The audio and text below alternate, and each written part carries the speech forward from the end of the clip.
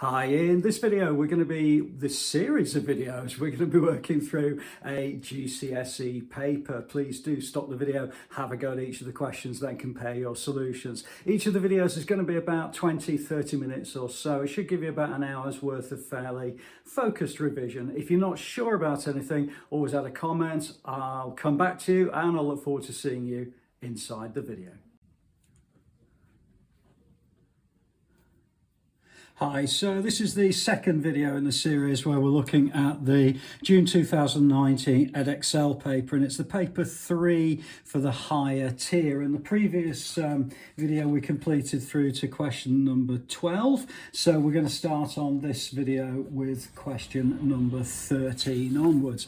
Okay, so this is a fairly traditional mass density volume type question. Come across these a fair bit, particularly where we've got that particular formula. Also speed, distance, time fall into the same types of formula. So in this particular one, we're going to work out the density of the antifreeze, knowing that we've mixed together ethanol and propylene. Okay, put those two together. So the first thing I'm going to do is I'm going to look at the ethanol. Okay, so with the ethanol, what we've actually got is 60 litres of it. Now, 60 litres of it is this one here, but that's exactly the same as saying 60,000 centimetres cubed. Okay, so the important thing with this is that you need to make sure you've got the units. You'll notice that we're looking at the density of grams per centimetre cubed, so you've got to make sure you keep with the same units as far as you possibly can. Okay, so density equals mass divided by volume. Okay, and what we're going to do with this is use the information we've got in order to work out the mass of ethanol that we're going to be using. We know the density is 1.09. Mass is what we're interested in. We know that the volume is going to be 60,000. So if we cross multiply by 60,000, what we end up then is finding out that 65,400 grams of ethanol is used in this particular mixture. And then we're going to do exactly the same then with the propylene. Okay, so if I just put a line down the middle of the page here, this time we've got 128 litres of propylene.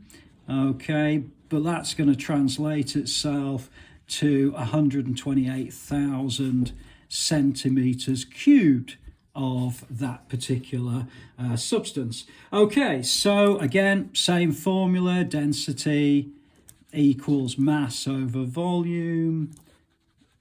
Alrighty, and we're going to work out the mass of this particular product. So we know that the density is going to be 0.97. The mass is what we're interested in, and we've got a volume this time of 128,000. Okay, cross multiply by 128,000, and we're going to get that the propylene is going to be 124,160, and that's the mass. Okay, so then we can just combine that to work out the density of antifreeze. All we would simply do is say, well, actually, if we want to work out antifreeze, then we're going to use exactly the same formula, density equals mass over volume. All right, but on this particular one, we've actually now got a total mass of this one added to this one. So that's going to be 65,400 plus 124,160.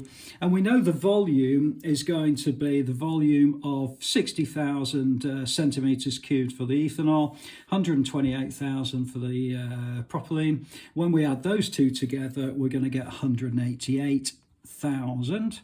Okay, put that into your calculator and you should get an answer of 1.00829, and that's grams per centimetres cubed. So to two decimal places, that would be 1.01, and that would be the answer to that particular question. Okay, hopefully that's been okay for you. Fairly straightforward sorts of questions. Once you get used to the way they work, then pretty much most of them are much the same, really. Okay, let's move on then to this particular one. Now, I actually did this as a YouTube Shorts recently, or something very similar to this, so it's well worthwhile kind of having a look at that one. I will try to remember to put a link in the video description. But basically what we're saying is we've got AB to AE is 1 to 3. So I'm going to call this AB as X, and therefore AE is going to be 3x. Now what I've got now is the components for me to be able to work out the area of this triangle, which is going to be the same as the area of that triangle. Okay, so the area of any triangle is going to be a half AB sine C. Okay, half AB sine C. Now, this is a formula you need to remember if you can. I know that working out the area of a triangle is usually a half base times height, or base times height divided by 2, but this is the other formula which is really useful to remember, and it does crop up quite a bit. Okay, so half A is going to be 24, and B is, in this particular case, 3x, and then I've got the sine of 30 degrees. Okay, put all that into a calculator, and you should then get an answer of the area of the triangle is going to be 18x. Okay, which means that because both of these are the same, then it means that the area of the rectangle, which is that plus that, is actually going to be 36x. Okay, so if I write the area of the rectangle is going to be 36x. Now that's actually made up of, if we go back to the actual picture itself, is going to be made up of not just that and that added together, but also the work out the area of a rectangle is going to be x times 3x, which is actually 3x squared. Okay, so what we could say is the area of the rectangle is going to be equal to 3x squared, and that equals 36x. If I divide through by x, I'm going to get 3x equals 36, which divide through by 3, so x equals 12. Okay, now if you remember from when we actually drew the diagram in the first place, this is going to be 12, therefore, which is the value of x, and then AE, which we're being asked to do, is going to be 3 times 12, which is 36. So that would be the answer to that particular question, that AE equals 36 centimeters, and that's the answer to that one. Okay, so let's move on then to next question, which is one of those oddball type questions that you do come up against from time to time. There's a lot of words with it really, but really all we're saying is what's the value of the coordinates Q. Okay, well, if we're mapping across, negative value of x is going to be -7. Okay, so x is going to be -7. Okay, and y, well, we've moved the y coordinates along by -3. So from 2, y is going to be 2 minus 3, which equals -1. So the answer to this particular question, although we've got a lot of space there, is going to be -7 minus 1, and that would be the answer to that. Okay, let's move on then to question number 16, and this is a quadratic sequence. Quadratic sequences becoming increasingly popular, probably more with non-calculator papers than calculator. I'm aware there's a couple of different ways of working this out. For me personally, I'd write this out as -1, 5, 15, 29, 47 and 69. And what I can do is I can work that out as being 6, 10, 14, 18 and then 22. So therefore the common difference on the second level, the second common difference is going to be +4. Okay. So they're all positive numbers. Okay, so I've got now 3 numbers that I'm really interested in. This first one, I would then remember that as a plus b plus c equals -1. The second one I remember as 3a plus b equals 6. And then the third, or rather the second common difference is 2a equals +4. So I've now got all my components together to be able to work out an squared plus bn plus c, and it's these values of a, b and c that I'm interested in. So a, well, if I know 2a is going to be 4, then a must be equal to 2. Okay, so I've got 2n squared. Okay, let's have a look then at 3a plus b equals 6. So 3a plus b equals 6. Oops, sorry, 6. I know the value of a now is going to be 2. So therefore I can write that as 3 times 2 plus b equals 6. Well, 6 plus nothing equals 6. Therefore b equals 0. So this is going to be plus 0n. I appreciate I've written this out sort of longhand, but it's just an easy way I think of doing it.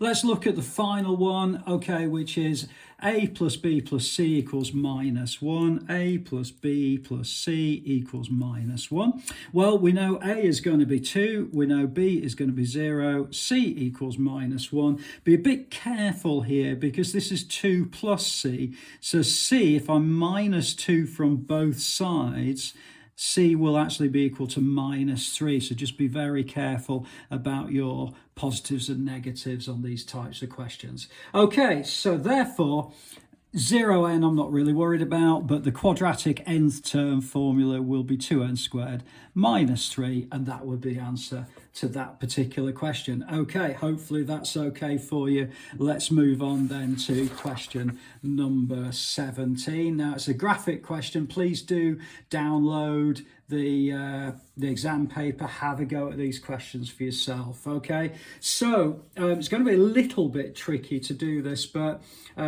what we're being asked to do is look at the 4 different functions. All right, well, the first one I'm going to do, if I sort of show you those 4 functions here, and then basically I need to decide which is which. Well, the first thing I would do is I know very well that this is a trig function. Okay, so I've absolutely no qualms in saying that that's going to be a. Okay, so we're quite happy with that.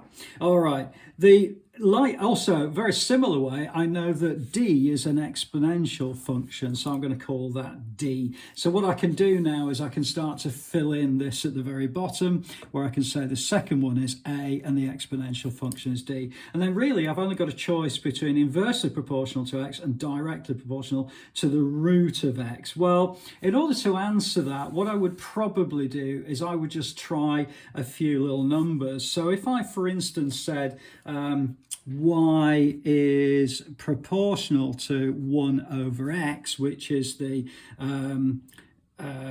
inversely proportional to x, it's actually the first one here. Okay, what I can do then is I can just put some values of x and values of y together. So therefore when x equals 1, well actually y equals 1.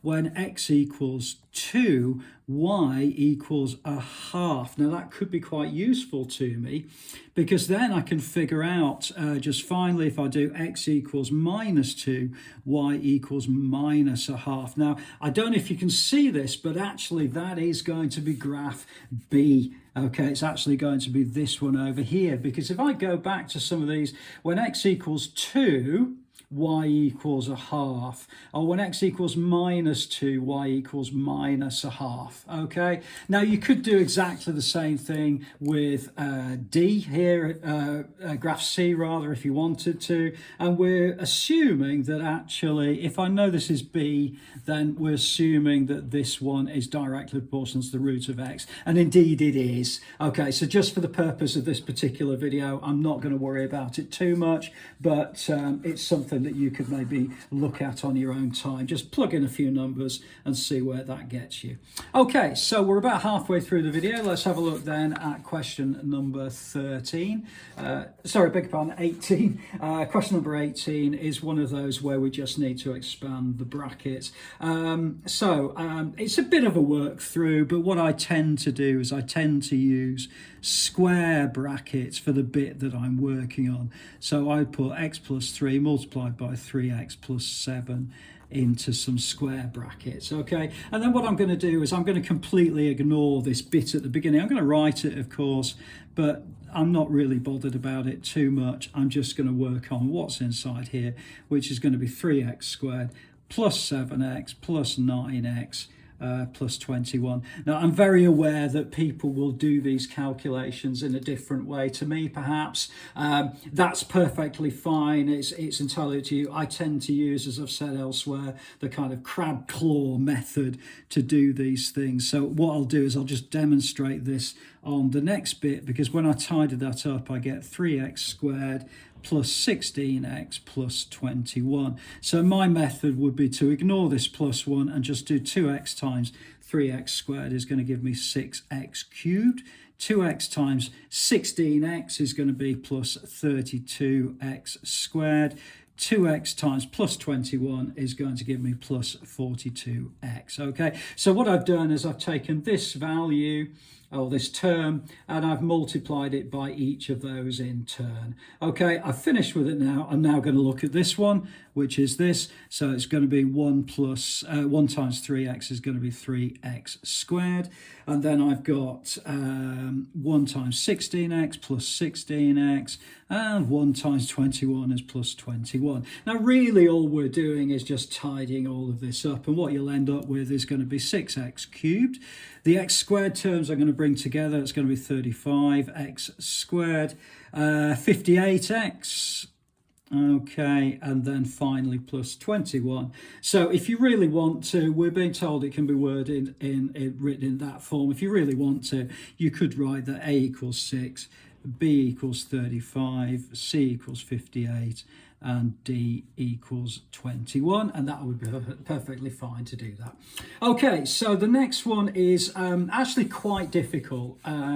Please do stop the video and have a go at this particular question, because it is a little bit more challenging. You don't often come across these sorts of questions, but basically it is an inequality, but what we've got to do is multiply it out, and the difficulty with this one is actually the factorizing.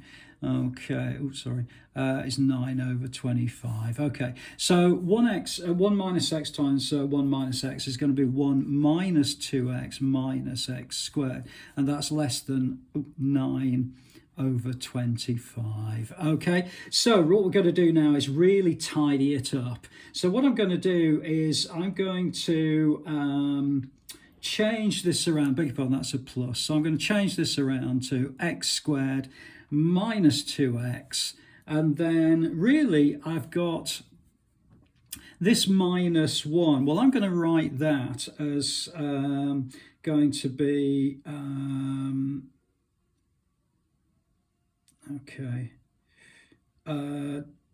sorry, it's positive 1. I'm going to write that as 25 over 25. I just lost it. This is a positive 1. I do apologise. Okay, and that's less than 9 over 25. So when I bring this over and make it equal to 0, I'm going to get x squared minus 2x. Now, I've got plus 25 over 25.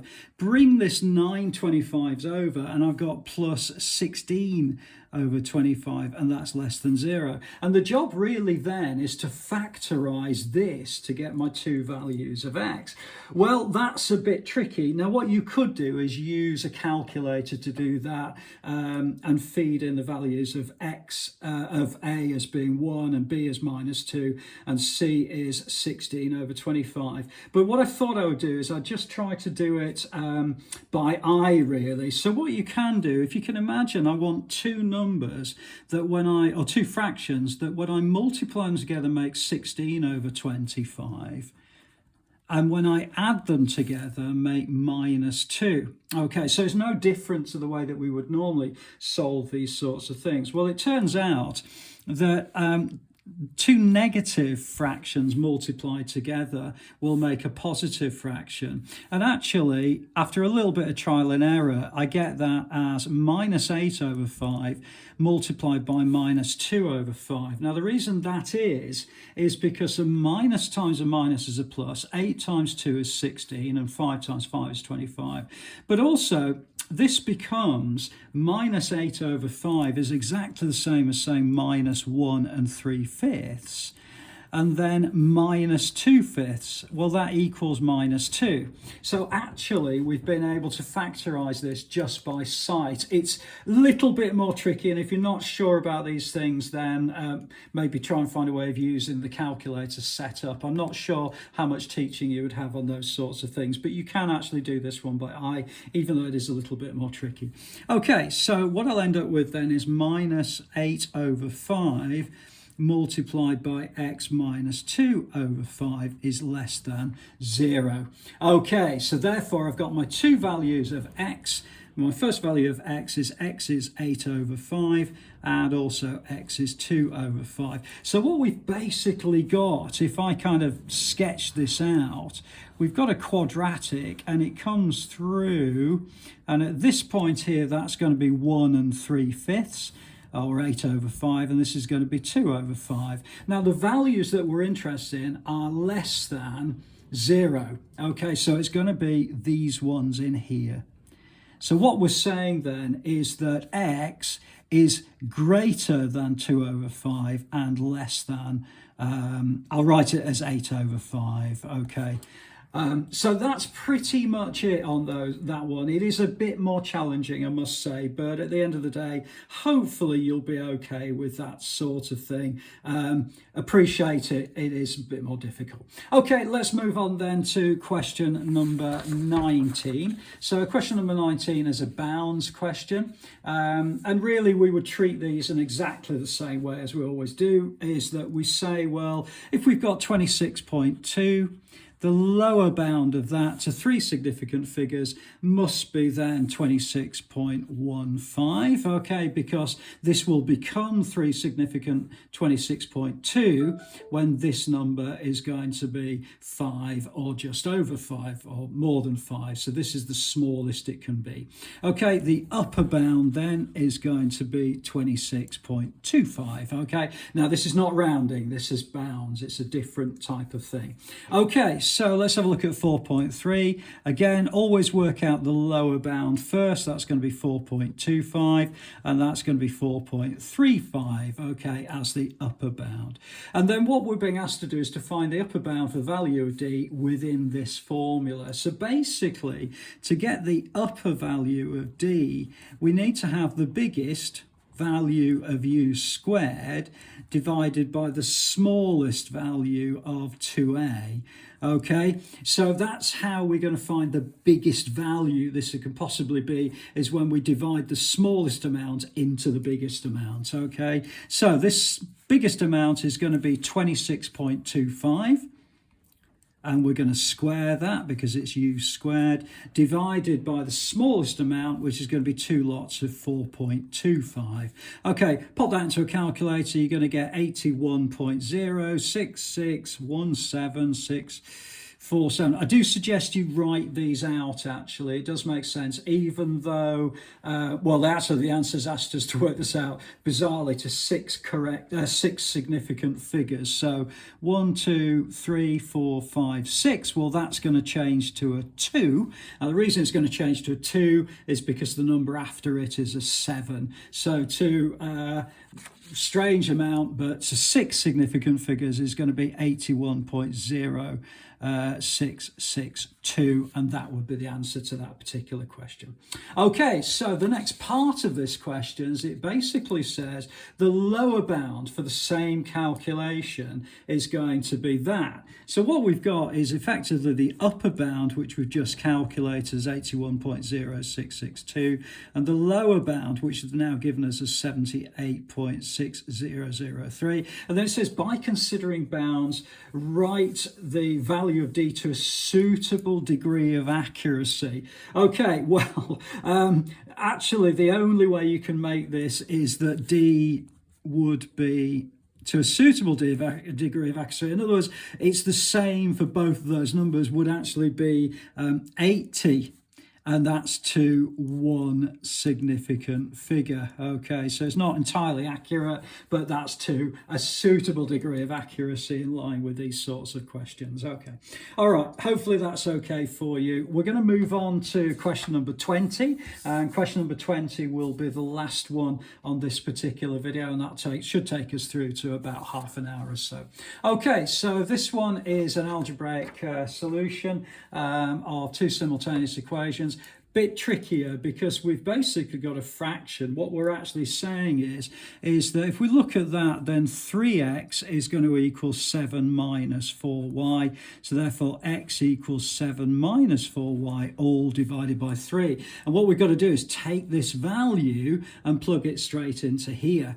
And that's going to be a little bit difficult because we've got this fraction to deal with. So I'm going to write that as 7 minus 4y squared minus 4y squared equals 9. Now, I think it will work out. In fact, I know it works out in the end, but it's just a little bit harder to deal with. So I'm going to write this out in its entirety, and then hopefully you'll be able to follow this through as I'm working these types of questions.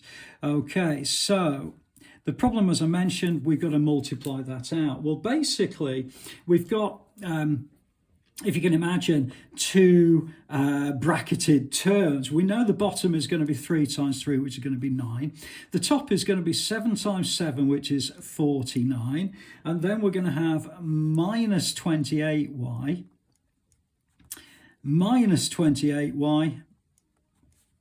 and then plus 16y squared. So it's really unpleasant. It's not a great way to work, but it's just one of those things we've got to work through. So let's have a look now. We're going to be subtracting two fractions effectively. Don't forget this is still a fraction. If we write that as 4y squared over 1, but we don't want it over 1 because we are subtracting fractions. We need to make it over 9. So I'm going to change that to 36y squared over 9, because all I've done is I've multiplied top and bottom then by 9. So 1 times 9 is 9, and 9 times 4 is 36. But it gives us the ability then to subtract these fractions and write them out as one common unit.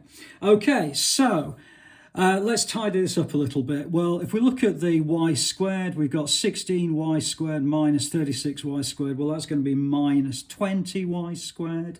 And then we've got minus 28y, minus 28y is minus 56y. I've got this plus 49, so I'm going to leave that there for the moment. Now, I know that both of these are over 9, so what I'm going to do is I'm going to multiply both sides by 9, because if I do that, it means I get rid of these denominators. So if I multiply this whole lot by 9 and this whole lot by 9, okay, so that and that will go, and they'll be cancelled out by that, and this will be 9 times 9, which is 81. Okay, it's still not great to work with, mainly because I've got this horrible minus 20 at the very front there. So what I'm going to do is make that positive. So I'm going to make everything equal to 0. So 0 equals 20y squared, and then it's going to be plus 56y because I've moved it over to the other side. And then this minus 49 will become minus 49 on this side, but it's going to become 81 minus 49, which is plus 32. So we're in a far stronger position now, because then we can just tidy this up and make it much, much easier to work with. So if I divide through by, let's say, I'm going to divide through by 2 first. That's going to give me 10y squared plus 28y plus 16 equals 0. I can do it again. So 0 equals 5y squared plus 14y minus 8. Okay, well, that's something I can factorise. And again, like we did before with factorising, you can use your calculator to do this. Or what I'm going to do is I'm going to do it kind of the old-fashioned way a little bit. I'm going to say, well, 5 times, actually that's plus 8, sorry. I'm going to do 5 times 8 is going to be 40. And two numbers, when I multiply them together that make 40, when I add them together that make 14, is going to be 10 and 4. Okay, so I can now rewrite this as 5y squared, and rather than writing 14y, I'm going to write plus 10y. and then plus 4y plus 8. Now, if I factorise the first two terms for 5y, I get y plus 2. And if I factorise the second two terms for 4, I get y plus 2. So I've got a common factor with both of these. So therefore, I can write that as going to be 5y plus 4 multiplied by y plus 2. Now, if you're not sure about how I've done that, then no problems at all. Use your own system. I have seen other ways of factorising, some of which are very, very good. This is the way I would do it, and that's just what I've tried to kind of stick to with all of my videos.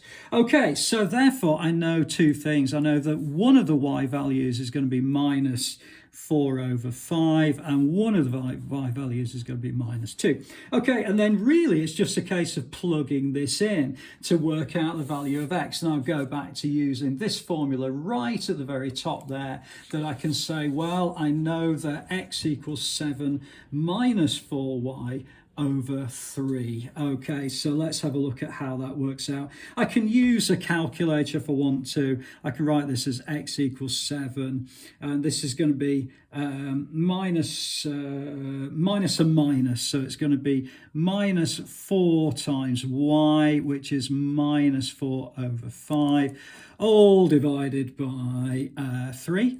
Okay, and when I put that into a calculator, I'm going to get 17 over 5. Okay, so therefore I've got an x equals 17 over 5 when y equals minus 4 over 5, and that's my first solution. My second solution is when y equals minus 2, and I'm going to say x equals 7 minus 4 times minus 2 excuse me, over 3. So that's going to equal 7 plus 8 over 3, which is going to equal 5. Okay, so therefore when x equals 5, y equals minus 2. And that's the answer to that particular question. Bit of a long one, but I thought it'd be better to finish the video at question number 20. I hope it's been useful to you. Please do add a question in the comments if you're not sure about anything. I'll always come back to you. I look forward to seeing you inside the next video.